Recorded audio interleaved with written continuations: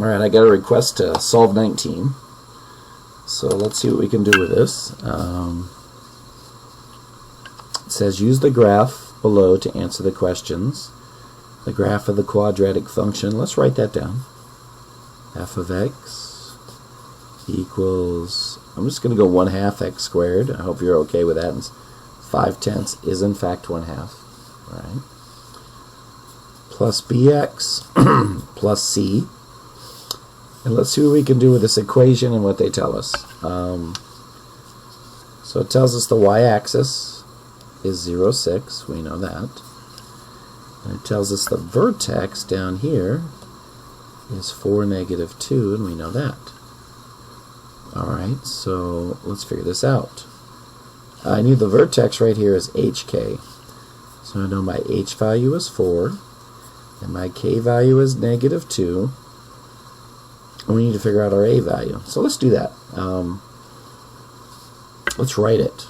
So if I was going to write this, I would write f of x equals a.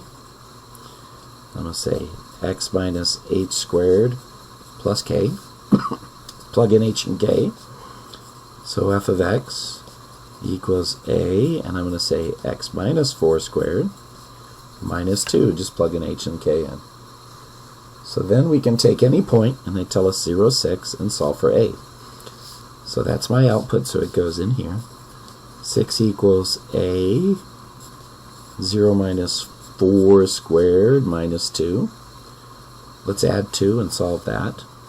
So let's see, 8 equals, well, that's going to be -4 squared, so 16a.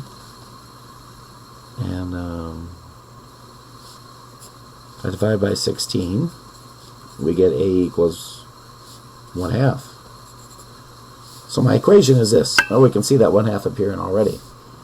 Right? So my equation is f of x equals 1/2.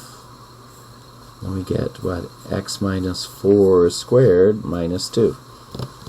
Okay, well that's our vertex form. So all we got to do is FOIL this out to get that form. And let's do it. So f of x equals 1/2. Let's write x minus 4 twice minus 2. And we'll FOIL this guy out. So I'll keep my 1/2, and first outer is x squared and minus 4x. Inner last is minus 4x and plus 16 minus 2. We know that's -8x, so let's bring that 1/2 in. So I got 1/2 x. 1/2 of 8x is -4x. 1/2 of 16 is plus 8 minus 2. And I got f of x equals 1/2 x minus 4x. Was that plus 6? And that's what we have so far. Okay. So I know my a is 1/2 there. And so far we've got the values of b and c. So I came up here and I wrote b. X to be -4. And c would be 6.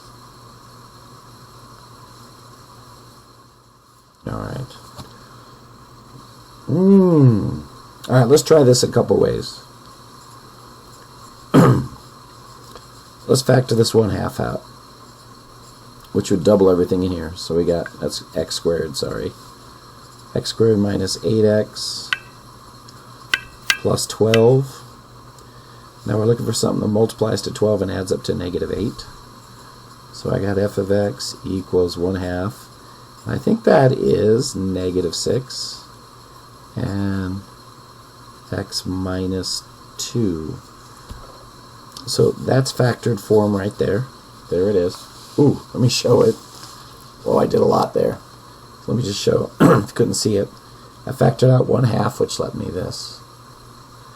And then I said, what multiplies 12 and adds up to -8? Well, that would be -6 and -2. So this would be my factored form, which I'm going to write right here. Right? Put right here. I've got f of x equals 1/2 x minus 6 and x minus 2. It made it a lot easier once we factored the 1/2 out. Right? Once we had the 1/2 out, that became something kind of easy, leading coefficient of 1, just what multiplies to c and adds up to b. And my x-intercepts are when I set these equal to 0. So if I said x minus 6 equals 0, I'd have a 6. If I said x minus 2 equals 0, I'd have a 2. Let's write those as 6, 0, and 2, 0. Right there.